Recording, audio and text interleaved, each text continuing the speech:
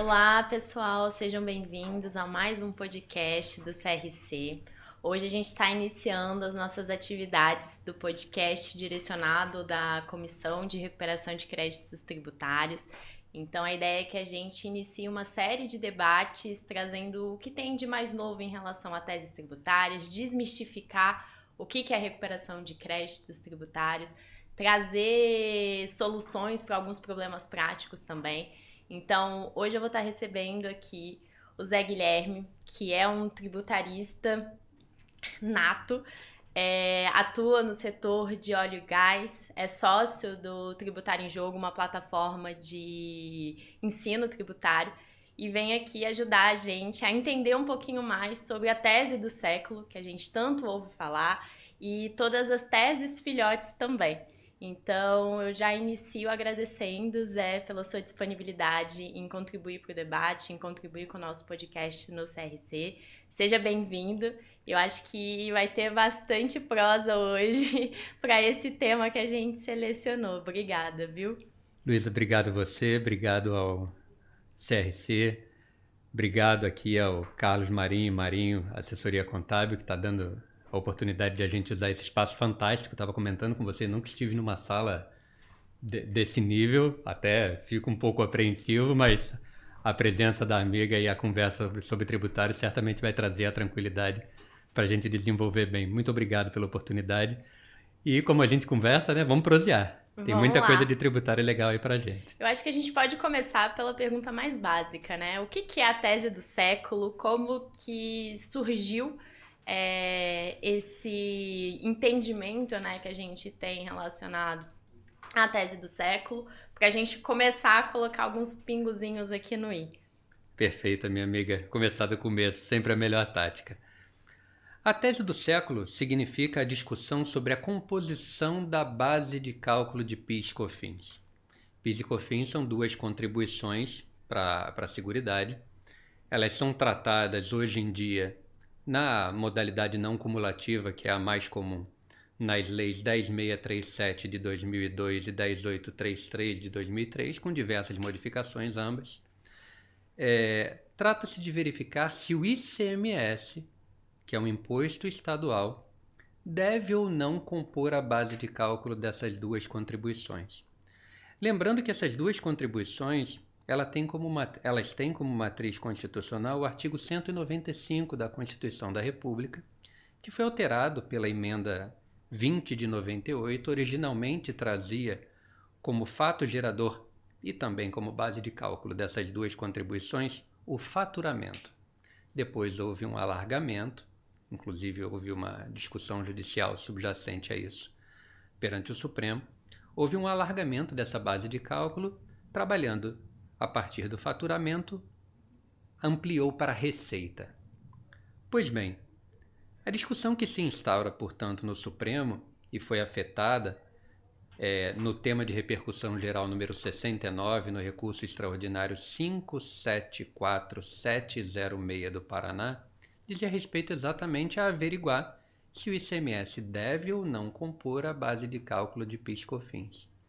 E o cenário interessante que havia é que, na história do Supremo, poucas vezes isso foi debatido, mas todas as vezes em que foi debatido, o Supremo entendeu, embora sem firmar um precedente vinculante, que o ICMS não deveria compor a base de cálculo de PIS e COFINS.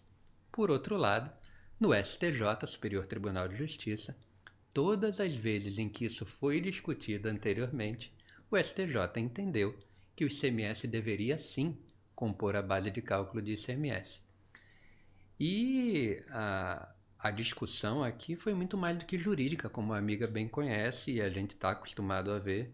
Transformou-se numa batalha política, numa batalha financeira. Ambos os lados traziam seus números. E aí, enfim, em 2017, após uma longuíssima discussão, o Supremo entendeu por firmar o precedente no sentido de que o ICMS não deve compor a base de cálculo de PIS e COFINS. E aí o primeiro núcleo dessa discussão, e é a partir desse núcleo que nascem as teses filhote, é que o ICMS ele é um valor que o contribuinte recebe não para o seu caixa próprio, mas já carimbado para repasse ao fisco. E, se assim é, as normas de direito financeiro ditam que, portanto, esse tributo não pode ser considerado receita. Ele integra, na verdade, o conceito de mero ingresso. É um valor que entra já com data e momento para sair. A partir disso, a partir dessa compreensão pelo Supremo, nasceu a possibilidade de ajuizar diversas outras demandas com base nesses dois macroelementos. O primeiro macroelemento, a compreensão de que tributos que têm como base de cálculo e faturamento e fato gerador a receita poderiam não ter que contemplar tributos de mero repasse, como ICMS, e aí depois nascem as demais discussões, ISS, IPI, não no caso do PIS/COFINS, que tem norma específica para retirar, e o próprio PIS/COFINS. Então a discussão gira muito em torno disso, a chamada tese do século, firmada em 2017, veio nesse sentido. E até um ponto interessante, Zé, que a gente vê, quem conhece assim por alto a tese, às vezes acaba caindo na falácia de que a tese discutiu só a questão do conceito, né, de receita e de faturamento. Mas a gente pegando o processo, pegando os acórdãos, os votos e tudo mais, a gente vê que a discussão ela foi muito além disso e trouxe também a questão da discussão em relação à escrituração contábil e o faturamento de fato, porque um dos pontos que a gente tem de discussão na tese, que é o que advoga a PGFN, é de que você tem a escrituração contábil daquele valor. Então, de fato, tem o ingresso. Então, você vai ter que considerar aquilo como se fosse um faturamento de fato. E aí a gente vê toda a discussão, e aí o contribuinte, graças a Deus, soube trazer isso para apreciação do Supremo, no sentido de que não é porque entrou, né, como você bem disse, que você tem um faturamento de fato, porque o valor ali, ele depois vai ser repassado em algum momento. Então, não é como se você tivesse esse faturamento. E um outro ponto que a gente tem, além desse conceito e dessa diferenciação entre a questão da escrituração contábil, a gente tem a própria discussão sobre, considerando esse ingresso desses valores, né? Qual que seria o ICMS? O destacado na nota ou o recolhido? E aí eu direciono aí já a minha segunda pergunta, que vem num teor um pouco mais prático, né? De como que você enxerga os desdobramentos da tese do século hoje em termos práticos, porque a gente sabe que teve também todo um aspecto de modulação de efeito que foi pleiteado ali em embargos de declaração pela PGFN, para tentar restringir, né, a abrangência da tese, e dois, também para elucidar essa questão do ICMS destacado e do ICMS recolhido, né? Esse era o próximo ponto que estava também na minha lista aqui de a gente conversar. Em 2017 houve a decisão de mérito. Ato contínuo, como bem pontuou a amiga, houve interposição de embargos de declaração pela Fazenda e pela primeira vez se instituiu o tópico de tratar do seguinte: mas qual ICMS deve ser retirado da base de cálculo? O destacado, ou seja, aquele que há em nota, ou só o recolhido, considerando afinal que ICMS é um tributo plurifásico e não cumulativo, crédito pela entrada, débito pela saída.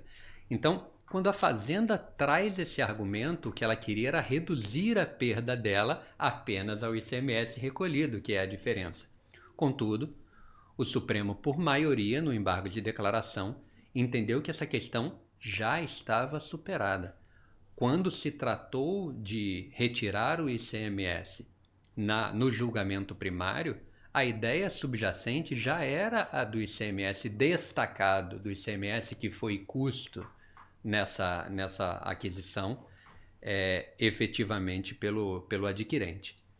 E o outro ponto que a Fazenda também trouxe, e nessa a Fazenda teve êxito, foi de buscar uma modulação temporal dos efeitos, de modo que os processos ajuizados após março de 2017, que é quando foi firmado o precedente, não poderiam buscar a recuperação do passado.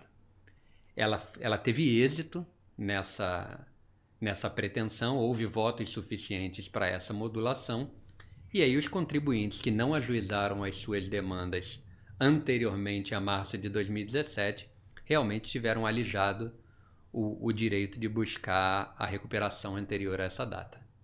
Então, hoje, basicamente, o que a gente tem em relação aos valores, né, para a exclusão do ICMS da base de cálculo do PIS/COFINS é a partir de 2021, todo mundo teria o direito. Então, quem ainda não pleiteou esse direito pode pleitear. Deve pleitear. Até porque são valores significativos a depender da atuação da empresa. E aí, agora já direcionando outra pergunta, né? Hoje, já tendo esse julgado, já tendo tido a modulação de efeitos, em termos práticos, como que você vê as empresas pleiteando? Dá para ir direto pela via administrativa?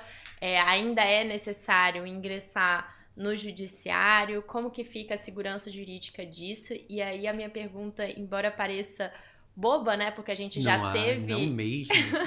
A gente teve já a decisão. A gente vê que por mais que a gente tenha precedentes vinculantes dos tribunais superiores, nem sempre quando vai para a prática isso de fato é implementado. Então, em relação à questão da exclusão do ICMS na base de cálculo do PIS/COFINS, qual o caminho, assim, prático, né, hoje que tem sido o mais pertinente ou que tem sido o mais aceito?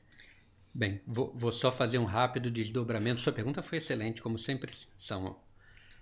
Primeiro ponto é que, pela primeira vez no espectro normativo, em 2022, a Receita Federal, na Instrução Normativa 2121, reconhece que o ICMS não deve compor a base de cálculo de PIS/COFINS. É claro que isso teve um preço. Está aí a medida provisória 1059 para dizer, tudo bem, você não tem o ICMS na base de cálculo para débito, mas também não tem para crédito. Podemos até falar disso em algum momento. Então me parece que a partir do momento que você tem isso normatizado, daqui para frente a dificuldade é zero.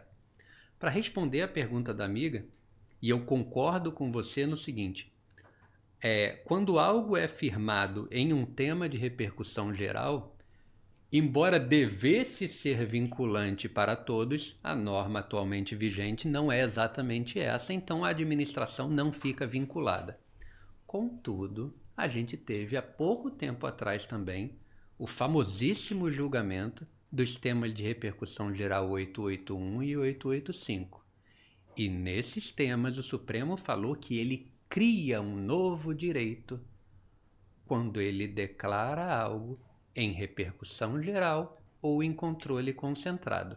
Em sendo assim, é claro, nada nunca vai ser totalmente à prova de balas.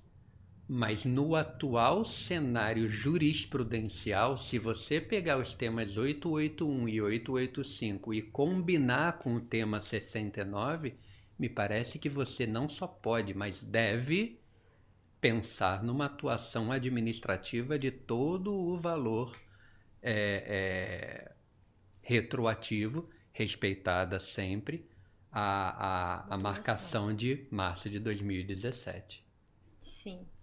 Esse é um ponto que é interessante trazer, porque muita gente fica na dúvida ainda se precisa ajuizar, e a gente estando aqui no âmbito do CRC, é mais um ponto, né, para os contadores conseguirem atuar em conjunto aí com os seus clientes para conseguir tá trazendo, de certa forma, uma redução, né, de carga tributária para os clientes. E aí um outro ponto que tem interessante essa tese, antes da gente adentrar nas teses filhotes e seus desdobramentos, é em relação à questão da tributação direta e indireta do PIS/COFINS, que é um dos pontos que hoje eu vejo que mais traz controvérsia em relação a essas contribuições, porque existe um certo nível, uma confusão, né? Se a gente está diante de um tributo direto ou de um tributo indireto, como é que seria a questão da cumulatividade ou da não cumulatividade?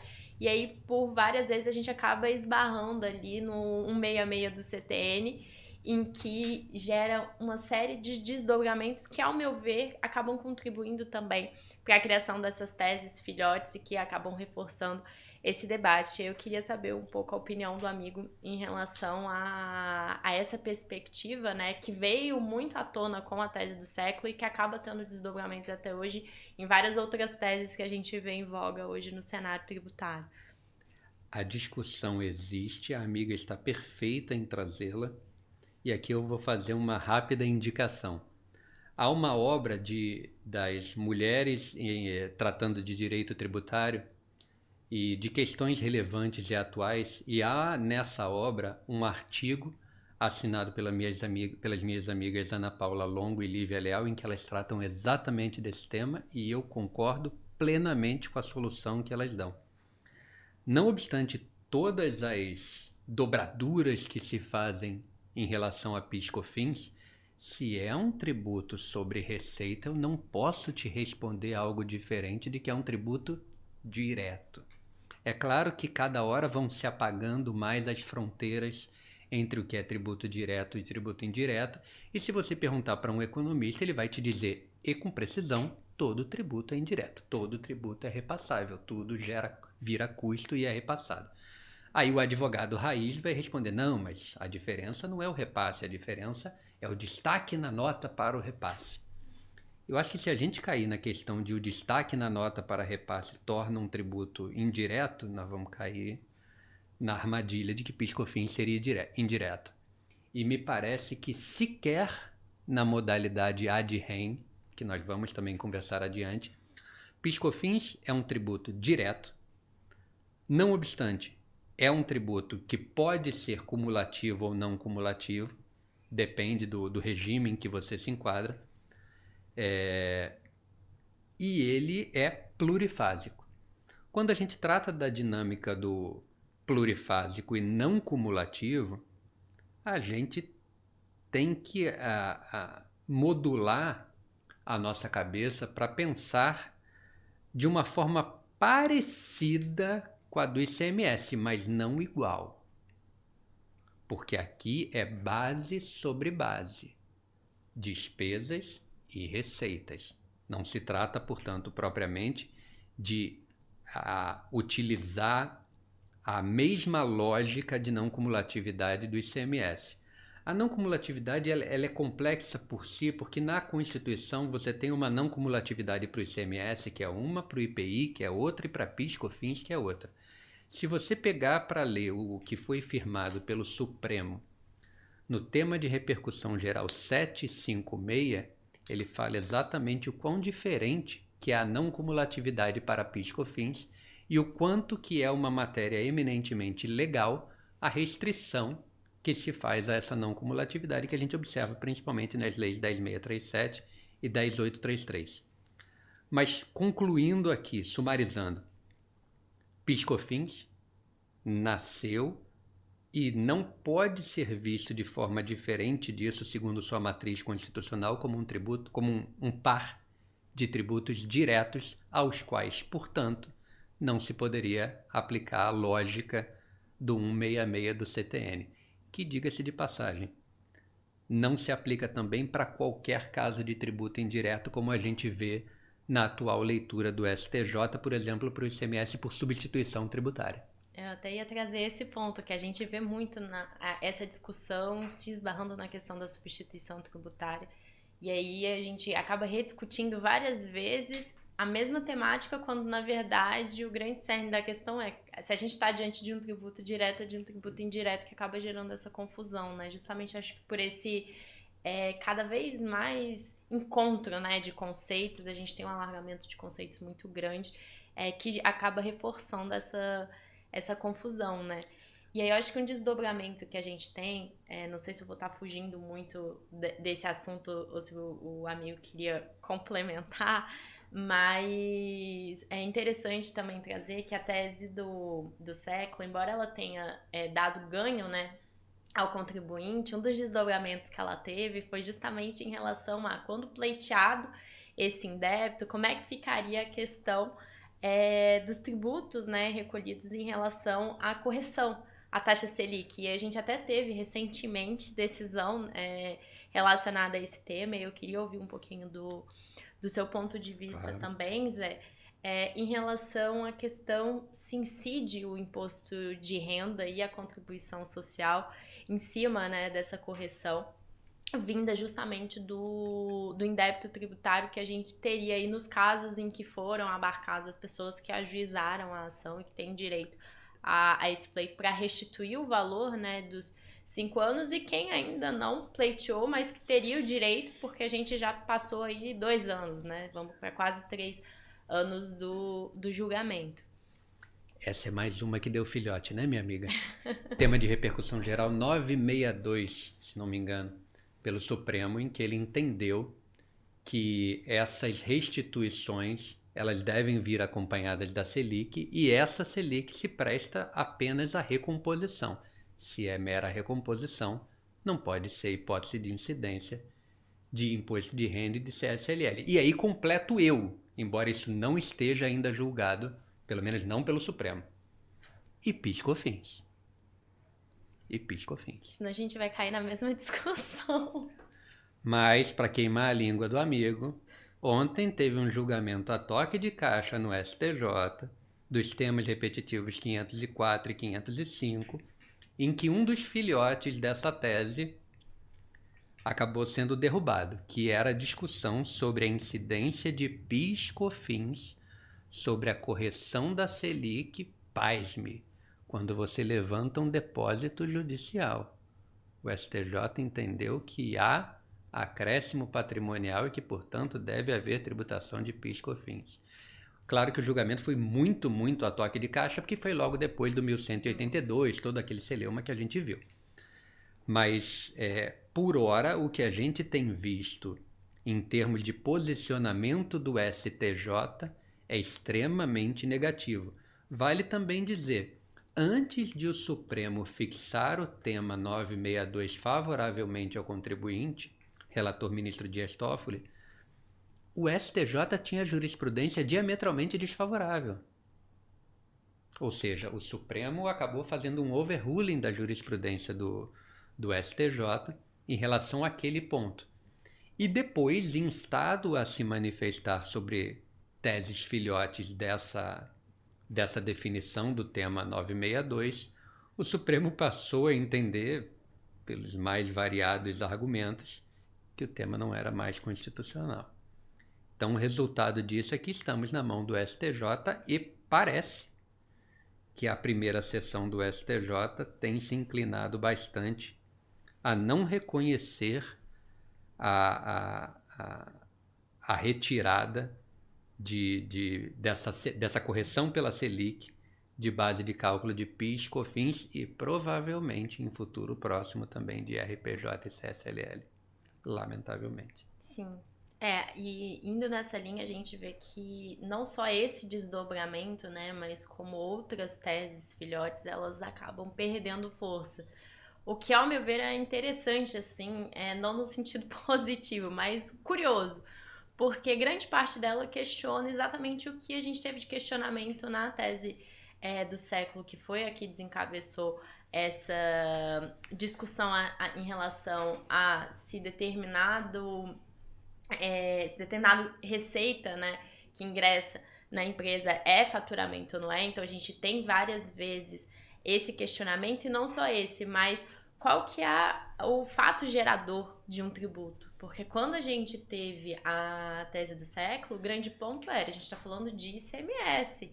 Então a gente tem que ver ali se aquela receita, para ser tributada, ela tem que vir justamente da circulação de mercadoria. Em outras discussões, a gente acaba esbarrando nesse fato, né? Então a gente fala muito ali da matriz de incidência daquele tributo, e curiosamente as teses têm perdido força, muitas delas têm sido desfavorável para o contribuinte, algumas ainda estão aí em curso para a gente acompanhar, mas eu queria ouvir um pouquinho da sua perspectiva em relação a como que está sendo esses desdobramentos, se você tem alguma opinião do porquê de elas se enfraquecerem tanto. Eu vejo muito como um cenário até às vezes um tanto quanto político, né? Eu não gosto muito de entrar nesse ponto. Eu gosto de me atentar mais no aspecto técnico, mas infelizmente algumas das decisões acaba que a gente não entende o porquê, né? Mas eu queria ouvir um pouquinho sobre qual a sua perspectiva em relação a esses desdobramentos que estão se tendo dessas teses filhotes. Pois é. Começa do final, minha amiga. Minha perspectiva é ruim. Ruim. Para tudo que não foi decidido, eu acho que as forças macropolíticas vão acabar empurrando para um cenário em que, até pelas crises fiscais que a gente tem observado em sequência, acho que isso tudo vai ser empurrado para um terreno que foge à melhor compreensão jurídica. Dou um exemplo que para mim foi extremamente doloroso. A questão do julgamento do ISS na base de cálculo de PIS/COFINS. Ainda não foi resolvido porque o ministro Fux pediu destaque, mas estava indo para o precipício. Por causa da mudança de composição da corte, que é algo que a gente aceita, que é algo que a gente entende. Me parece que a nova composição, em vez de simplesmente assumir que a corte estava mudando de ideia, começou a produzir argumentos de distinção com o primeiro julgamento sobre ICMS na base de cálculo de PIS/COFINS, e a partir desses argumentos dizer que haveria suficiente distinção entre os casos e que, portanto, seria a hipótese de dar um julgamento diametralmente oposto àquele firmado no caso do ICMS na base de cálculo de PIS/COFINS. E aqui eu tenho uma questão estrutural que eu acho que precisa ser apreciada com muito cuidado. O que torna um precedente não é a tese, é o fundamento da tese. A partir do momento que a gente diz que o ICMS não entra na base de cálculo de PIS/COFINS porque ele não é receita, ele é ingresso, me parece, e aqui talvez vou usar uma palavra forte, mas me parece impossível dizer que o ISS não observa a mesma lógica. Ah, mas ISS é diferente. Claro que é diferente. ISS é um tributo, é um imposto municipal, é um imposto cumulativo. Só que essas diferenças não me parecem serem suficientes para uma conclusão diversa, considerando aquilo que foi nuclear na edificação do precedente em relação ao ICMS. PIS/COFINS na base de cálculo de PIS/COFINS é uma outra tese filhote que está aguardando julgamento e essa não houve ainda depósito de nenhum voto. O meu temor é que aqui haja um julgamento similar àquele que houve bem lá atrás em relação ao ICMS. Antes mesmo da emenda constitucional, que deixou claro que ICMS compunha sua própria base, o Supremo já entendia que o ICMS deveria ser calculado por dentro, é a nomenclatura que se utiliza. Me parece que é totalmente distinta a questão do ICMS e de PIS/COFINS, porque uma tem como base de cálculo o valor da operação, o ICMS, e PIS/COFINS tem como base de cálculo a receita. São conceitos bastante distintos. Mas eu não duvido, lamentavelmente, que o Supremo assuma a viabilidade de que todo tributo pode compor a sua própria base de cálculo. E a partir disso eu vou perdendo argumentos. Dou um outro exemplo que também foi bem difícil de compreender. Uma das teses filhotes que houve, e aí todo mundo correu para o judiciário, foi tentar excluir ISS e ICMS da base de cálculo de contribuição previdenciária patronal sobre receita bruta. Contribuição previdenciária patronal ela também é tratada no artigo 195 da Constituição e, por excelência histórica, aqui numa simplificação pouco erudita, é o 20% da folha que o empregador paga em relação a toda pessoa física que lhe presta serviço. Pois bem, houve um programa em 2011 para tentar desonerar a folha. Foi tido em determinados momentos como um benefício. Enfim, era a troca do 20% em cima da folha. Mais uma vez estou simplificando, nem sempre é 20%, mas era a troca disso por um percentual em cima do faturamento. Nasceu como facultativo para alguns segmentos. Esse é um tratamento tributário que já foi facultativo, já foi obrigatório, já foi facultativo para uns e obrigatório para outros, já houve toda uma sequência em relação a isso. Mas quando chegou na mão do Supremo, a decisão veio no seguinte sentido: a contribuição previdenciária patronal sobre receita bruta, ela é sobre receita bruta, ela não é sobre ingresso. Diziam, portanto, os contribuintes, então não pode ter ICMS e ISS, não é? Qual foi a resposta do Supremo? Aí você está querendo o melhor dos dois mundos, porque você já fez a sua opção, essa opção é um benefício fiscal, e se você fez essa opção, se você adotou o caminho do benefício, eu não posso lhe dar mais um benefício.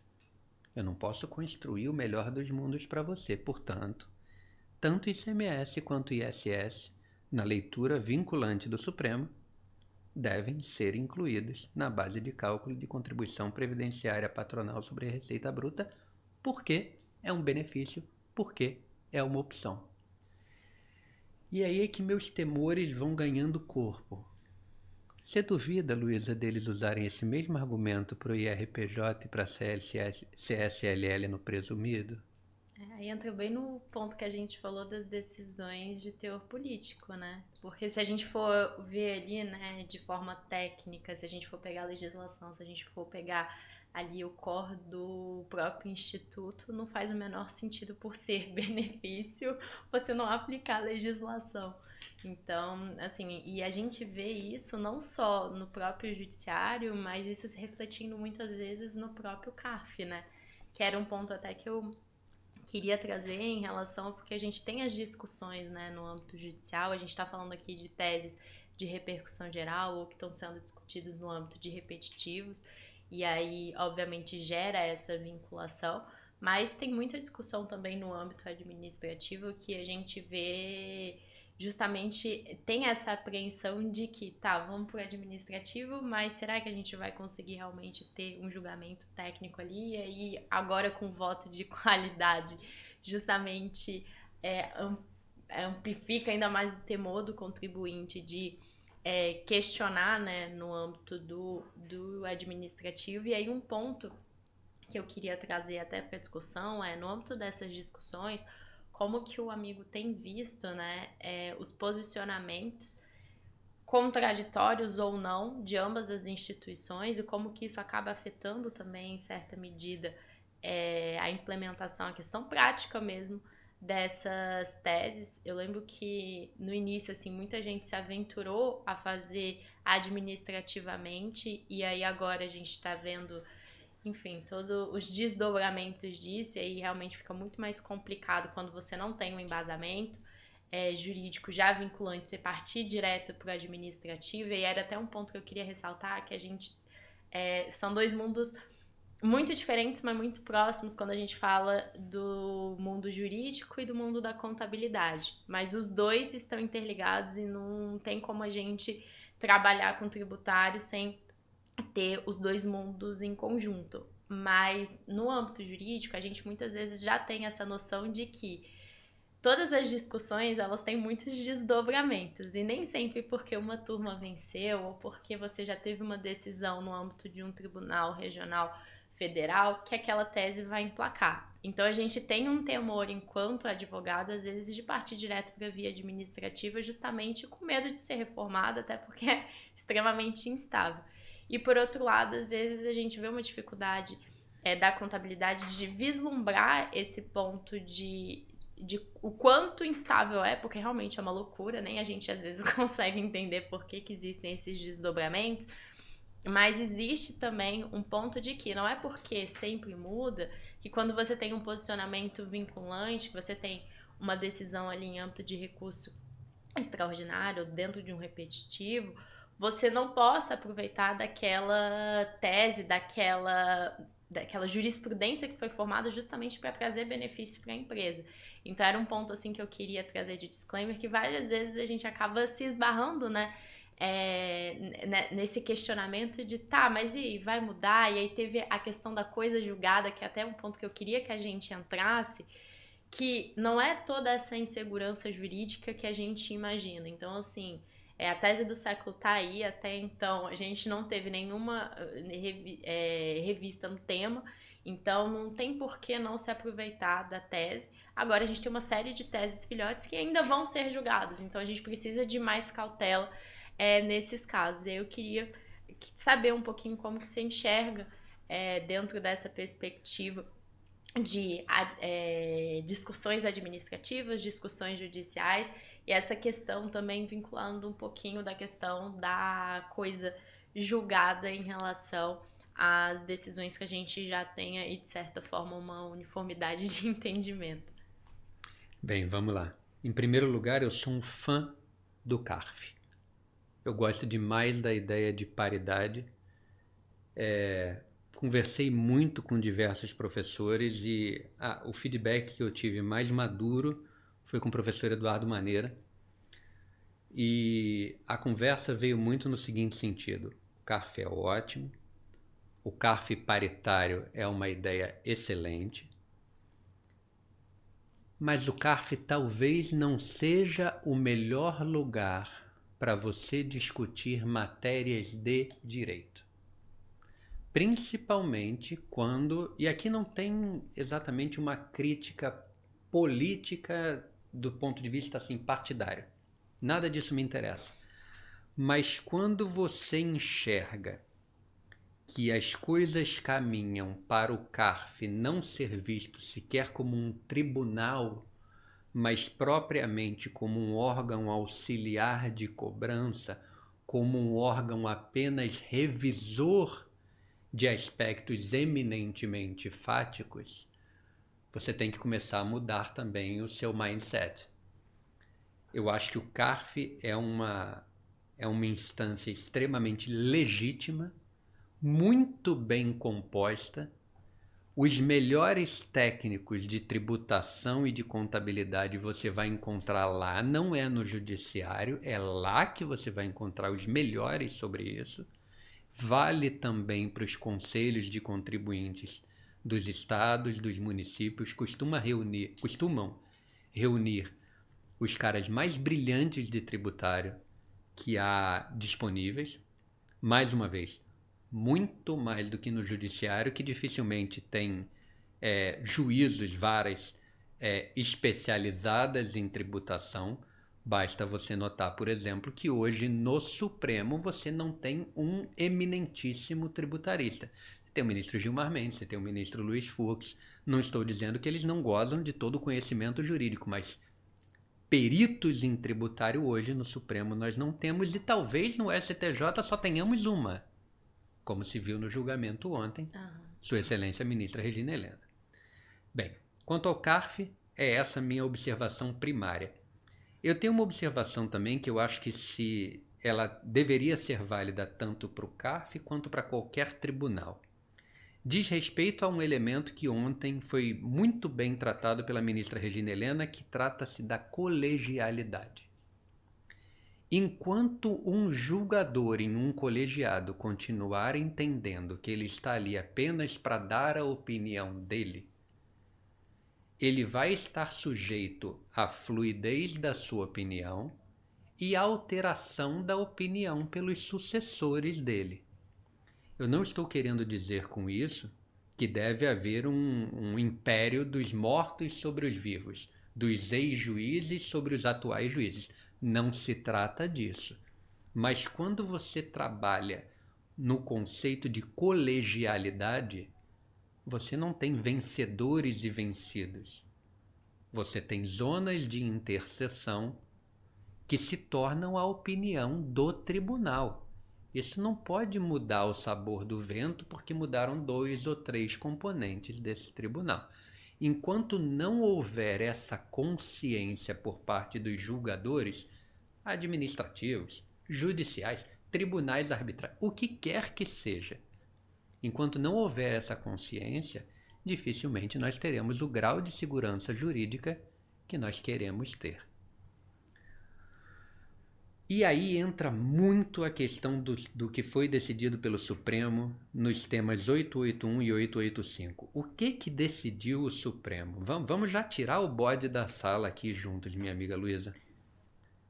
Acabou a coisa julgada. Menos. Calma. O que o Supremo falou foi o seguinte: quando eu decido em repercussão geral ou em controle concentrado, que é o controle abstrato, isso cria um novo direito. Então, a coisa julgada formada em qualquer processo que tenha projeção para o futuro, ela perde a eficácia a partir do momento em que eu criei esse novo direito. Isso não é nada diferente de, por exemplo, eu tenho uma ação de IPTU contra o município que eu ganhei para não pagar IPTU, porque aquela lei de cobrança de IPTU era inconstitucional. Veio uma nova lei. Agora eu preciso pagar IPTU, porque essa lei é toda evidência constitucional. Por que nós conseguimos entender isso com tanta facilidade, mas não conseguimos entender a criação desse novo direito por uma jurisprudência vinculante? E eu respondo, eu coloco essa questão, mas eu também a respondo, porque o judiciário, muitas vezes, não está se dando respeito suficiente para nós confiarmos que aquilo será uniforme. No próprio julgamento desses dois temas, para você ter ideia, no mérito foi 11-0. Todos os ministros entenderam que o Supremo criava um novo direito. Por 6 votos a 5, contudo, não houve modulação. 5 ministros entenderam, da mesma forma que este pequeno advogado entende, que o Supremo estava inaugurando algo que não tinha sido dito antes. Porque, veja, até ali imperava uma lógica de que deveria haver o ajuizamento de uma ação rescisória para quebrar a coisa julgada e havia jurisprudência do Supremo no sentido de que, jurisprudência sumulada, se não me engano, súmula 343, no sentido de que, se aquela decisão foi tomada em um momento em que aquela jurisprudência era oscilante, não cabe rescisória. Então a gente pulou de não cabe rescisória para não precisa de rescisória. E quando a gente pula, eu não veria problema, por exemplo, isso foi decidido em fevereiro de 2023, vale a partir de fevereiro de 2023. Mas quando ele empresta esse efeito a algo que ele decidiu em 2007, que foi o caso da CSLL, ele está colocando os contribuintes em um grau de insegurança que me parece excessivo. Mas eles tinham que saber. Mas eles tinham que estar preparados. Se fosse óbvio, talvez não tivesse demorado 16 anos entre 2007 e 2023 para se alcançar essa conclusão. Então, meu ponto é, eu não vejo verdadeiramente nenhum problema de a instância máxima do judiciário, que ora vai ser o STJ nas matérias de lei, ora vai ser o Supremo nas matérias constitucionais, de eles firmarem uma jurisprudência criadora do direito. Eu não vejo problema nisso, desde que sejam respeitados os princípios mais comezinhos do direito. O primeiro deles, a não surpresa. E um ponto até interessante que você trouxe, Zé, a professora Isabel bateu nisso, de que tem um texto dela incrível, inclusive, que ela rebate a fala do ministro Barroso sobre a questão das apostas, né? Que ela fala que, para quem não acompanhou, na época do julgamento da coisa julgada, o ministro Barroso, em uma das suas declarações, em entrevistas, ele falou: o contribuinte que optou por não realizar o recolhimento das contribuições estava realizando uma aposta. E quando você realiza uma aposta, você tem o risco de ganhar ou perder. E aí a professora Isabel vem e fala: não, pera lá. Primeiro, como que você equipara, né, a instância máxima que a gente tem do nosso judiciário a um cassino, a uma casa de apostas? E mais do que isso, todo o comportamento que a gente até então tinha, tanto do STJ quanto do STF, era no sentido de que, se você tivesse uma decisão transitada em julgado, os efeitos daquilo deveriam se perpetuar pelo tempo. Então, por mais que tivesse a mudança, né, de entendimento, tudo ao nosso redor indicava que não existia insegurança em relação a continuar não pagando. E aí, obviamente, a gente pode trazer vários aspectos em relação à isonomia e tudo mais, em relação a quem teve, né, as decisões abstendo desse pagamento ou não, mas o ponto todo, acho que a professora Isabel traz, é justamente de que, poxa, você me traz todos os indícios de que tá tudo certo, você muda de ideia, e aí até aí mudar de ideia é ok, mas não vale você voltar lá atrás e falar: olha, eu te dei todos os indícios de que tava tudo bem, e aí agora, desde 2007, você vai ter que regularizar a sua situação. E aí esse foi um ponto que bateu muito para as empresas, né? Porque isso é um impacto financeiro gigantesco. E aí eu até queria saber um pouquinho assim de você que está no mercado, como que as empresas têm lidado com esse ponto, porque eu acho que a maior fragilidade que a gente teve desse julgamento não foi a questão da coisa julgada em si, foi esse ponto específico em relação à modulação de efeitos que trouxe essa insegurança jurídica de fato. E que trouxe aspectos práticos, né, para diversos segmentos em que as empresas estão tendo que lidar com isso agora e tentar ali, de certa forma. Eu acredito que o pessoal ainda não encerrou, né, a discussão, mas um dos argumentos, acho que é justamente nessa linha de incoerência, né, do próprio tribunal em relação aos últimos anos, da forma como ele tem trazido, né, lidado com essa situação. A amiga citou a entrevista que o ministro Barroso deu. Eu sou um grande fã do professor Barroso. Tenho quase todos os livros dele, se não todos. Acho um constitucionalista fantástico, um jurista fabuloso. Nesse caso, eu me reservo o direito de talvez não concordar, embora eu ache ser extraordinário. Nesse caso, eu estou com o ministro Fux. O ministro Fux falou na época, isso rendeu um artigo fabuloso do Luiz Bichara, inclusive, mas enfim, que o Fux falou o seguinte: a gente acabou quebrando a coisa julgada que está no altar. Ela é o elemento mais sagrado. Eu concordo em parte com o ministro Fux e conversei isso inclusive com a doutora Lana Borges, uma procuradora da Fazenda, advogada da União fantástica, que eu respeito demais. E eu e ela conversando, nos parece o seguinte: a coisa julgada ela deve estar no altar enquanto ela respeitar a isonomia. Enquanto ela obedecer à isonomia, fique no altar. A partir do momento que ela não respeitar a isonomia, realmente é o caso de a gente pensar num afastamento, porque não há direitos absolutos. Mas o Fux fala disso e eu concordo mais com ele do que com o ministro Barroso, no sentido de que era sim de se modular. E o Bichara faz um artigo fantástico, foi publicado, acho que no Valor, que ele fala de entre a igreja e o cassino, que ele pega a metáfora do Fux e a metáfora do Barroso para construir uma lógica de exatamente endereçar o ponto que a amiga colocou de como fica o contribuinte. Não teve notícia que assustou mais os boards de grandes empresas do que essa daqui, pelo menos esse ano, por enquanto. Então, só em abril. Porque isso aqui, perceba, o Supremo abriu uma caixa de Pandora. Isso eu conversei uma vez num evento da OAB.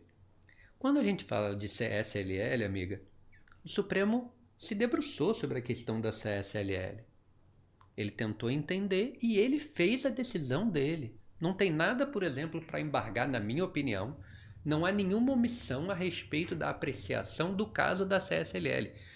Mas, por favor, leia os temas 881 e 885. Eles não se restringem à CSLL. Eles podem ter aberto uma caixa de Pandora aqui. E não se restringe ao direito tributário também, que tem esse ponto. Ainda tem esse ponto. Isso eles tentaram meio que restringir, mas a verdade é a seguinte: os fundamentos disso aqui se projetam para qualquer tipo de relação continuada. Ah, Zé, não é qualquer tipo de relação. Tá bom.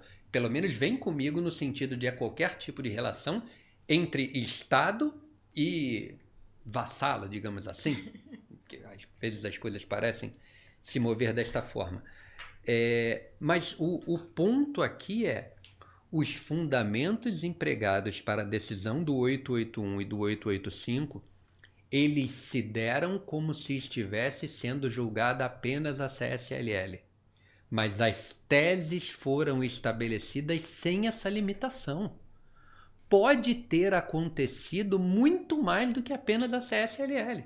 Tanto que a CVM, antes da publicação, você vê como é que ficou uma situação assim, uma problemática imensa. Antes da publicação do acórdão, a CVM solta uma circular, um ato normativo, instruindo as empresas abertas a verificarem nas suas contabilidades o que há que pode ter sido afetado pelo julgamento dos temas 881 e 885. A pergunta é mais ou menos a seguinte: o que você tem de trânsito em julgado de relação continuativa que o Supremo já julgou, seja em controle concentrado, seja em controle concreto, mas com repercussão geral, em sentido contrário? E aí você vai ter que ir lá correr para verificar o que está acontecendo. Quer ver um breve exemplo disso? Até aproximadamente 2018, se não me engano, imperava no STJ a jurisprudência no sentido de que o ocupante de imóvel público, se ele fosse ocupante por posse contratual, ou seja, não é posse ad usucapionem, ele não era sujeito passivo de IPTU daquele imóvel. Veio o Supremo em 2018 e, com eficácia vinculante da repercussão geral, dizer o seguinte: é sim. E se eu tivesse coisa julgada anterior a isso? A partir de 2018 eu tenho que pagar esse IPTU. Só que eu só sei disso agora em 2023. Antes eu não tinha certeza. Então em 2023 uma porção de município pode estar afiando as facas dele para cobrar esse retroativo. Estou dando aqui só um exemplo. Tem questão de IPI também. E aconteceu um outro fenômeno paralelo a esse, que dizem que foi retroalimentado por esse aqui, que aconteceu no STJ. O STJ também dizia o seguinte: a alteração de julgado, alteração de jurisprudência não é suficiente para embasar o ajuizamento de ação rescisória. Era assim até final de 2022. Na ação rescisória 6.015, por uma questão de IPI, por maioria de um voto, foi 4-3, a primeira sessão admitiu a rescisória e aí depois, por unanimidade, deu provimento à rescisória, exatamente porque tinha havido mudança jurisprudencial no STJ. Isso passou a ser o suficiente para o STJ admitir uma rescisória. Zé, isso é a mesma coisa do 881 e 885. Não, não é. Se fosse, não precisava de rescisória. O que o STJ está dizendo é o seguinte: se eu alterar a minha jurisprudência, cabe rescisória. Ele não está querendo dizer a mesma coisa que o Supremo, porque o que o Supremo diz é: quando eu firmo jurisprudência vinculante, eu estou alterando o mundo do direito e, portanto, nem de rescisória você precisa quando se trata de relações continuativas. Que acho que foi o que assustou, né? Todo mundo. O mercado ficou, gente, daqui a pouco a Receita pode bater aqui na minha porta e me cobrar 14 anos. Isso é uma outra coisa que, aliás, eu queria aqui rapidamente inverter, mas para a gente prosear. E o prazo, irmã? E o prazo prescricional? Porque, sabe, eu achava que isso era uma discussão simples. Eu quero só colocar para você aqui os requintes. Tinha gente com decisão transitada em julgado que foi autuada. Autuado em 2008, por exemplo. O cara está autuado desde 2008. Com essa decisão agora do Supremo, ele vai dever desde 2008. É.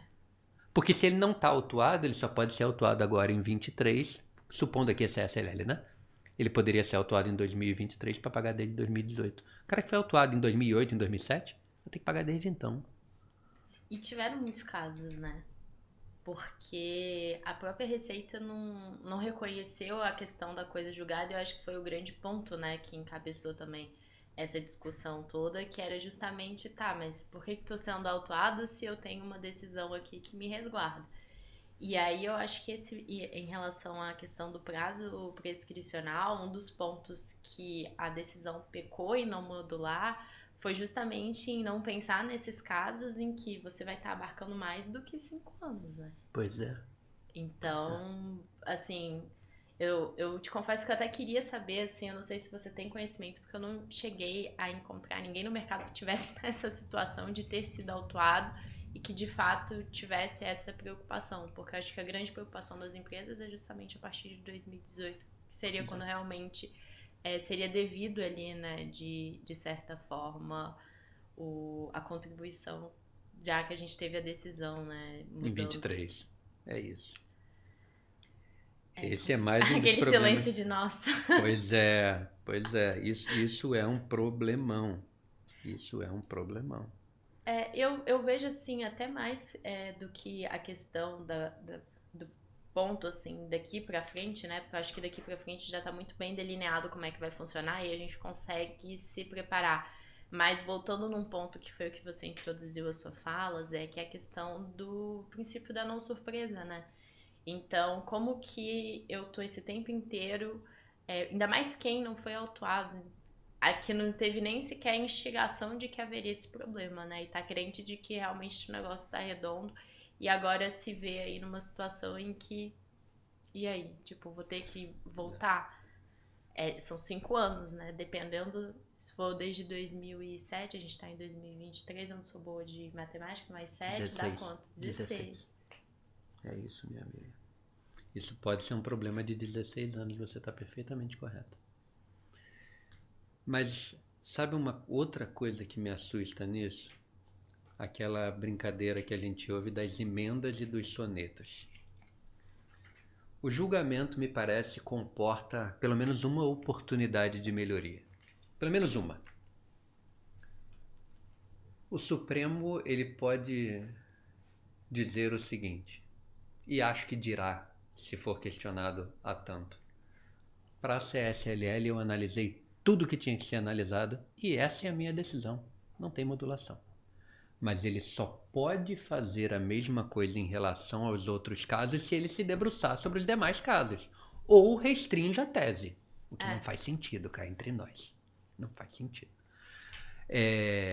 Até porque, desculpa te Por cortar, favor, Zé, você não corta, mas você ter agrega. toda essa discussão agora para restringir para contribuição social e aí depois ter que rediscutir tudo isso quando tiver outro tributo, aí realmente é até ineficiente, né? Pois é. Não Pois faz- é. Não faz essa nenhum restrição não sentido. faz sentido. Não faz nenhum sentido.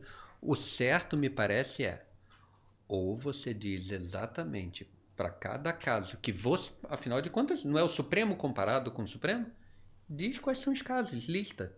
Se deu o trabalho de dizer o seguinte, não, eu olhei todos. Eu olhei o caso do IPTU. É isso mesmo. É isso aqui.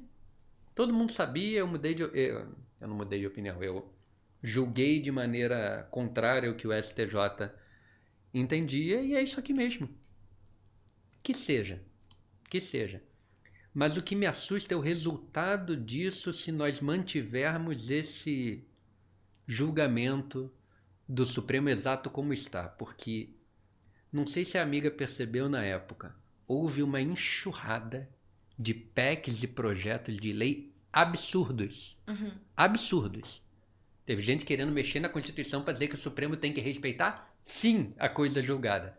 Amigão, não é isso. Teve gente querendo fazer uma PEC para dizer que o Supremo não poderia modular nesse caso, que era obrigado a modular nesse caso. Também não é isso. Em compensação, houve um conjunto de normas super inteligentes, super bem feitos, projetos de norma super bem feitos, endereçando a questão da forma como deve ser endereçado. Qual seja, a empresa que se vir vitimada por esse tipo de julgamento terá direito, por exemplo, a uma condição diferenciada de pagamento, se ela É fizer uma essa opção. transação, algum programa especial, né? Uma transação super extraordinária para isso. Essa é uma medida inteligente, essa é uma medida de legislativo e de executivo, uma medida de preservação. Porque a pior coisa que eu acho que a gente pode ter é, de certa forma, o que a gente viu ontem no começo do julgamento do STJ, que é aparentemente um poder brigar com o outro. Ninguém ganha com isso. Se a gente tentar inaugurar uma briga de legislativo contra o Supremo, ninguém ganha com isso, até porque vamos supor que saia uma PEC dizendo que o Supremo não pode modular aquilo. Quem vai poder analisar a constitucionalidade dessa PEC não é o próprio Supremo? Estamos enxugando gelo. Não, e a gente entra num ponto que é um ponto que pessoalmente me encanta muito, que é a questão dos desenhos institucionais, né? Então, assim, a gente não tem a separação dos poderes à toa. A gente não tem judiciário, legislativo, executivo separados à toa, até porque até que limite que vai cada um. E aí, além da separação dos poderes, quando a gente fala em questão de instituição em si, a STF, e a gente viu isso muito ontem na fala da ministra Regina Helena, que foi: o STF tem a competência dele, o STJ tem a competência dele. Não tem por que um querer impor o que o outro tem que falar. Não, gente, está muito bem delimitado quais são as competências de um e qual é a competência de outro. Porque se realmente não junta todo mundo e vai numa mesma linha, o que hoje eu acho que é um grande desafio, porque a gente vê, de certa forma, o judiciário tentando legislar, e da mesma forma que a gente vê o próprio legislativo tentando embarrear, então muitas decisões hoje acabam trazendo, de certa forma, qual que é o entendimento do legislativo, que não era para ser, era para ter sido melhor desenhado lá na origem. E o executivo tentando legislar, é medida provisória Exatamente. atrás de medida provisória, atrás de medida provisória, vídeo que Milei trouxe. A gente não chegou a falar tanto aqui, mas a queda do empate pró-contribuinte, o retorno do voto de qualidade, se deu exatamente pela medida provisória 1060, que agora está batalhando para chuchu no Congresso para ver se vai ou se não vai. Sim. Tanto que tiveram que aí obter uma ajuda da OCDE, teve que vir um ofício aparentemente para tentar ajudar o Poder Executivo a fazer caminhar de modo mais célere e eficiente a tramitação perante o Congresso. Eu nunca tinha visto a OCDE mandar um ofício tão direcionado, tão específico. Foi interessante, foi uma novidade para mim. Não, e a gente vê o quanto isso gera de mobilização, né? Para você ter, de certa forma, uma interferência, né? Porque não deixa de ser da OCDE tão direcionado assim. Então, acho que é muito essa perspectiva de hoje cada um no seu espaço e tentar realmente ver ali num cenário macro, que hoje é difícil, né? Você ter esse distanciamento da própria questão política que a gente comentou no início, mas acho que é o grande desafio hoje. Eu acho que pra gente endereçar já pro final, Zé, voltando até um pouquinho que a gente entrou nessa questão da coisa julgada, mas eu acho interessante a gente trazer esses assuntos, porque querendo ou não tá correlacionado, eu acho que existe uma insegurança do mercado, existe uma insegurança do próprio contribuinte de, vou me aventurar numa tese, depois vai vir essa questão da coisa julgada, vai mudar tudo, então é legal esclarecer para todo mundo estar a par de tudo. Mas pra gente já se direcionando aqui pro final, eu queria saber qual a sua perspectiva, assim, de próximos passos do que a gente hoje já tem de cenário. A gente falou muito sobre a tese do século, mas entramos nessas teses que estão por vir, né? E o que você recomendaria para um contador que está ouvindo a gente, que de certa forma atua com um departamento jurídico, que atua com algum cliente em específico, que acaba se debruçando sobre esses assuntos? Bem, a recomendação não poderia ser diferente depois de tudo que a gente conversou aqui, né, minha amiga? Sempre que você for conversar com seu cliente, você tem que gastar uns 5 minutinhos para dizer como as coisas funcionam no Brasil e dizer, da forma mais clara possível, que nós estamos ainda numa terra cuja fragilidade institucional aponta no sentido de que nem o passado é 100% seguro. Mas tem algumas situações, como a gente conversou aqui, que são, digamos, suficientemente seguras. Uma situação suficientemente segura, nós tratamos dela aqui, diz respeito ao próprio tema de repercussão geral 69.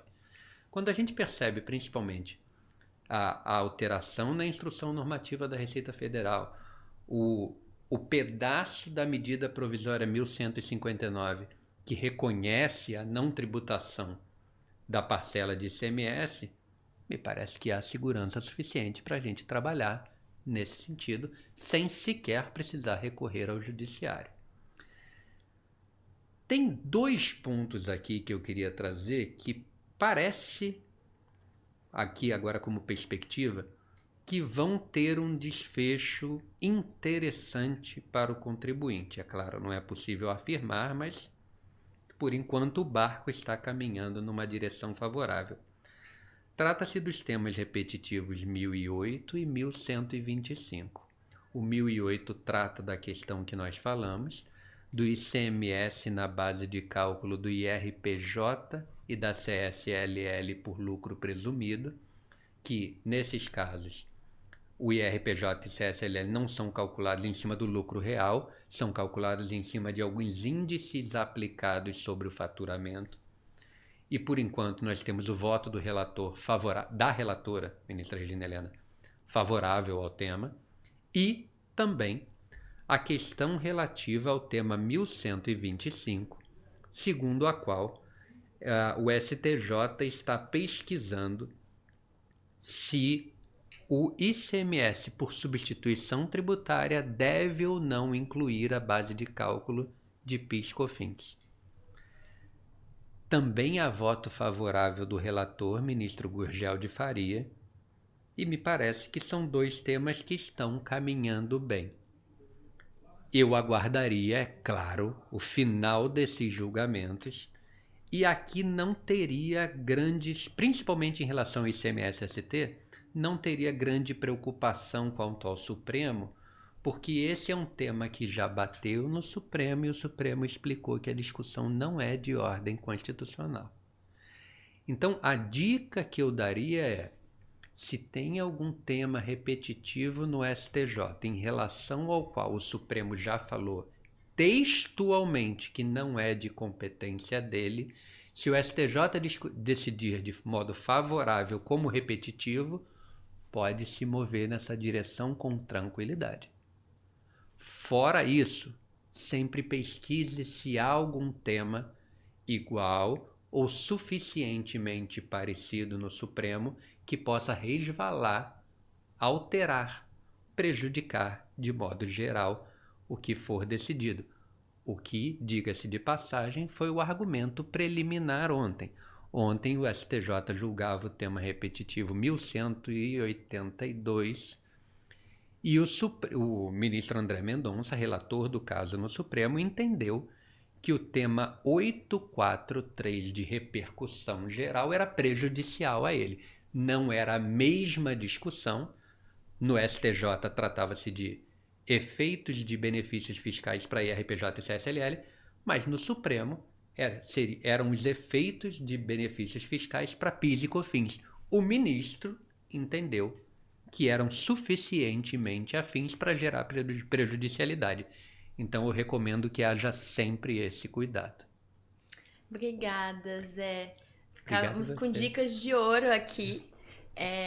Só agradecer, vou agradecer em nome do CRC, da Comissão de Recuperação de Créditos Tributários, a sua disponibilidade, que eu sei que a sua rotina é corrida, são várias frentes aí que o Zé atua, mas veio aqui somar no nosso debate.